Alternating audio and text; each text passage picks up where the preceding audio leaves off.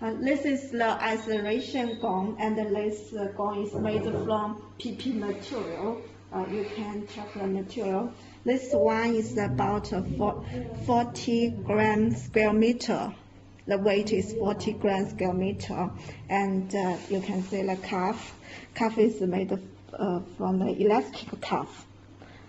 We also have another type is knitted cuff. I can show you the difference.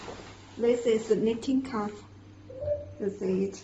This cuff is more easy to produce. And you can see here, and turn back. It's very simple. There's tie on the neck and a tie on the waist. Okay, you can see here. The waist here. The front side.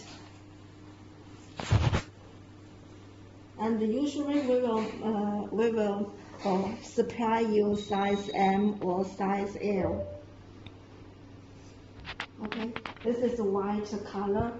It's easy for us to offer white color. And if your customer wants other color, you can also choose like this dark blue.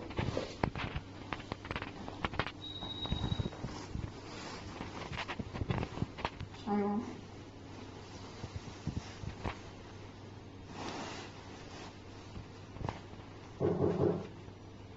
Yes, this is the dark blue, the same type.